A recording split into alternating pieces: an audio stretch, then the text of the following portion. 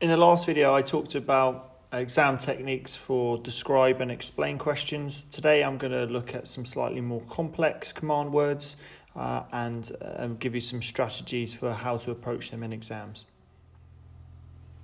The first word I'm going to look at is the word assess. In the exam command words, this says using evidence to work out the relative significance of something.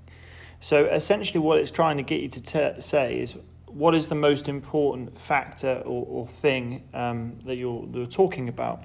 So what you need to do first is you need to look at all the factors and talk about the different factors relating to the issue. You then need to decide which is the most important, which has the most influence. And I'm going to give an example of a non-geographical way of looking at this to get you used to the word, and then we'll have a look at a geographical example. So here's an example of using assess in a non-geographical context. The question is, assess the factors that helped Liverpool win the Champions League. So it's asking us to look at all the different bits that would have helped them win, and then we're going to weigh up what we think is the most important. And we're looking at the different factors. So stop the video, have a think about yourself, brainstorm some ideas. So you don't need to know a lot about football or sport, but I've come up with a couple of things that might have been factors. I put great leadership, the fact that they're going to have world-class players, the fact that they would have excellent coaching, which means that those players would play at the best of their ability, but also I've put money, the fact they've got the resources and time to afford the best coaches. So if you were writing this in a question, you might mention all of those factors, but then you would have to decide what is the most important. Well, you could argue that other teams have world-class players. You could argue that other times teams have great leadership and money. So you might decide that excellent coaching, the fact they have Jurgen Klopp, is the reason why they won the Champions League, because they had such an excellent coach. So all we've done there is we've shown the different factors, and then we have decided, we've weighed up and said that this factor, the coaching factor, is the factor that is probably the biggest factor why they won the Champions League. Here's an example of a geographical question you might get in an exam. It's given you a source and it's asked you to assess the factors that have caused flooding. So I've pointed out several things you might talk about that are all going to be factors. The fact that it's flat land, it's easier to flood. There's lots of urbanisation, which means the water will run off those impermeable surfaces into the river, causing flooding to happen more quickly. It's close to the river, proximity, therefore it's easier for this area to flood. But also we've got evidence of extreme rainfall because the water hasn't soaked in. So you would talk about how those factors have caused flooding in the way that I've just briefly described. But then you would weigh up which is the most important one. So I would probably say in this example, extreme rainfall would be a good idea because the flatland and the urbanisation have always been there, but the thing that has changed is we've suddenly got a lot of rain in a short amount of time, which is why we've got this extreme flooding event happening here.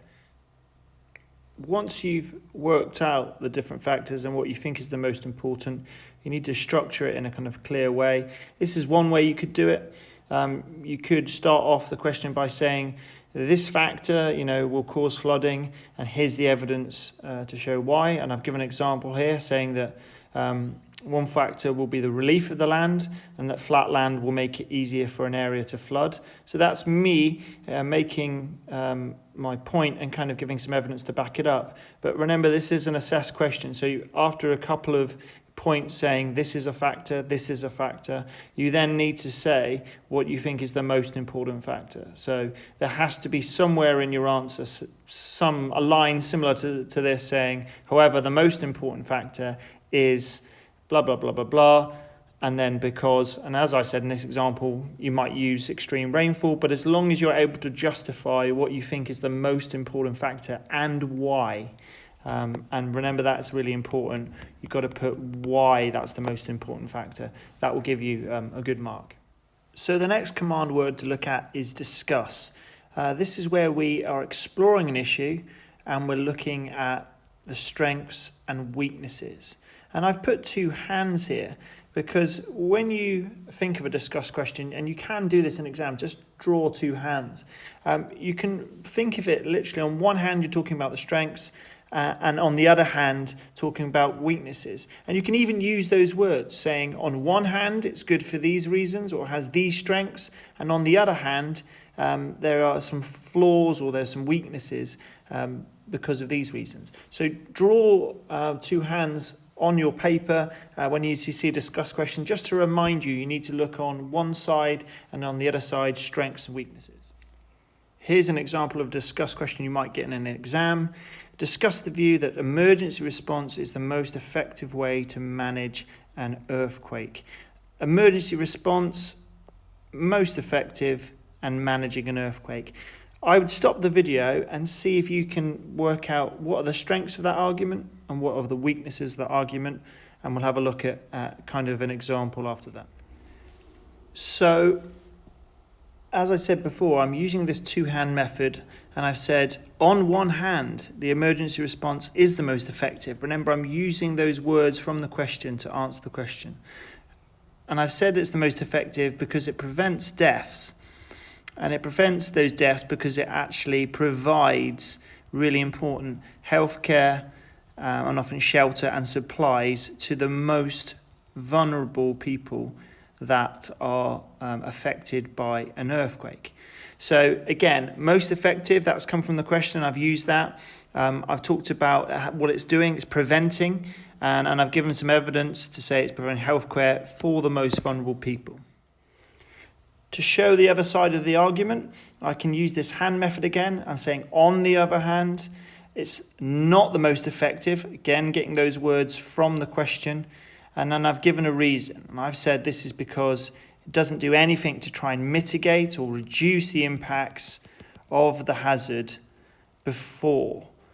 And this is where a good answer would then offer an alternative. So it would say preparation, for example, educating the population or having buildings that are constructed to withstand earthquakes would be more effective, and then giving a reason why. So I haven't written the full answer here, but you can see how I've said that these are the strengths of this argument and these are the weaknesses, and I've tried to make sure that there is both sides of the argument being discussed.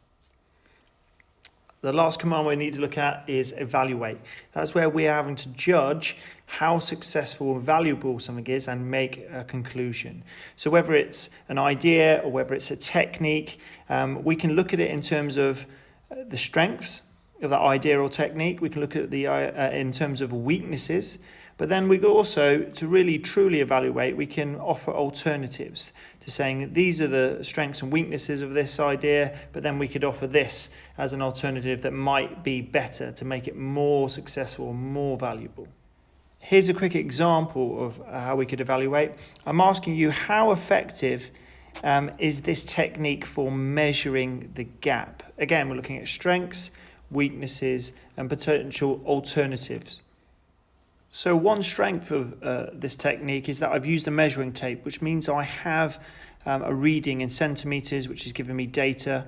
But however, I could say there's a definite weakness in this technique, is that it's dipping in the middle, and therefore I'm probably not going to get a very accurate reading.